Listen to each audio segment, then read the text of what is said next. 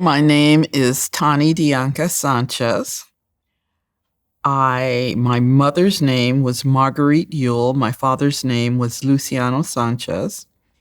And I was born in Reno, Nevada, but my family has lived in Arizona since the 1920s. They came here from Louisiana. That was my grandmother, Mary Louise Wright, and my grandfather, Curly Larry Yule. They came here with most of their children. They had one that was born in Arizona, and they came on a railroad. They worked for the sawmill company in McNairy, and they were offered a choice. They either would lose their jobs because sawmills were going down in Louisiana. The lumber, they had relocated once before to Texas and then back to Louisiana. And this time they were offered the choice to go to Arizona or they would not have a job. So my grandfather said yes. And he was a lumberjack and he worked felling the trees. And so that's how they got here. My dad's side of the family. My parents divorced when I was young, so I didn't really know a whole lot of his family growing up. They were from Puerto Rico and they had immigrated into New York. And I didn't really meet them until I was in my 30s. And that was interesting because it was a different cultural experience. My experience was distinctly, definitely African American. In fact, when I look at it, sometimes I'm a little amazed. I had the whole oral tradition. I had stories going back to the Civil War. And so going to meet my Puerto Rican relatives was a little bit different.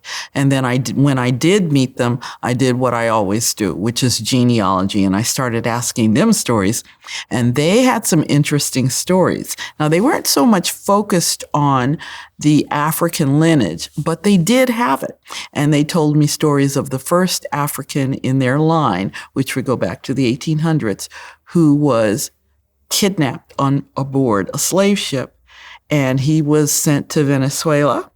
And when he was in Venezuela, he was able, according to their oral tradition, he was able to get his freedom because he could say, my name is not on the manifest. I was tricked. I was an artisan. They told me they wanted to look at my artwork. I went on aboard the slave ship, and I was imprisoned, and he was able to gain his freedom in Venezuela, according to what the uncles on that side told me.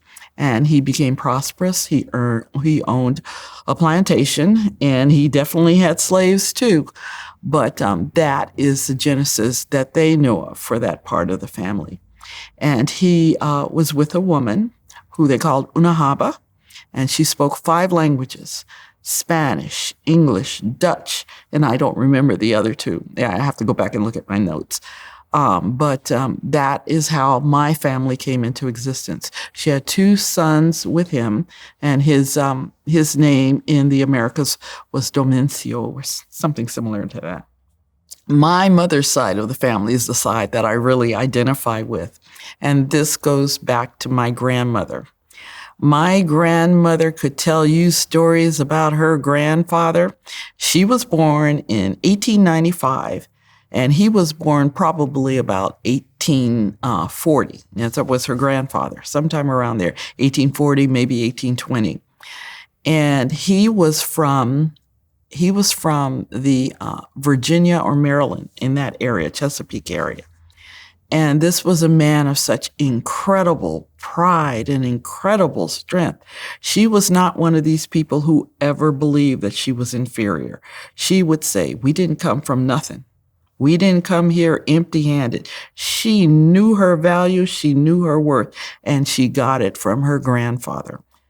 And when I did some research into that area, that's the area where all of these Africans were congregating, first-generation Africans, and they were creating societies like, an African literary society. They were having African churches. The AME church, for example, that wasn't exactly in that area, but close by. They were doing all of those things. And I was reading some books, or a book rather, well, actually a couple of books. And these people, if you think about it, that was a time where all of the stereotypes about Africans and about Black people were just running rampant.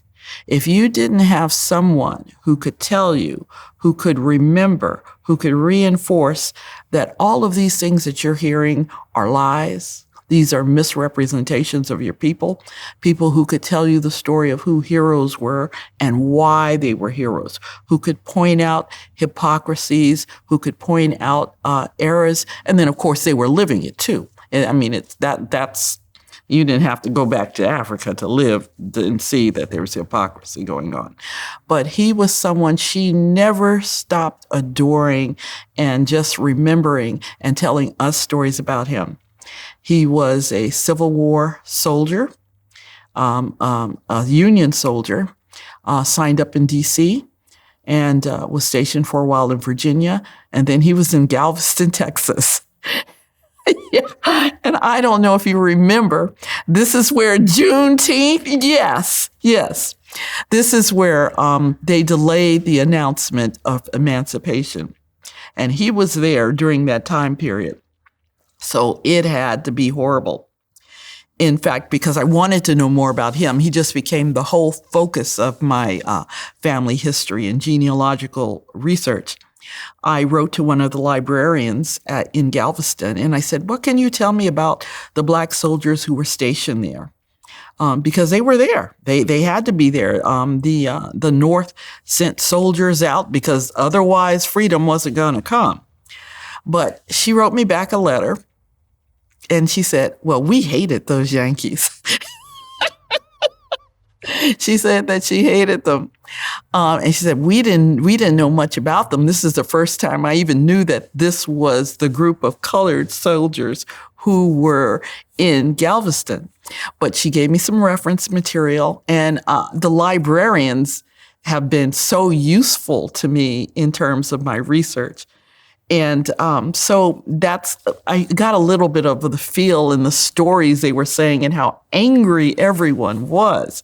And I kept thinking, he got out of the Army after that. You know, some soldiers became Buffalo soldiers. He was out after that.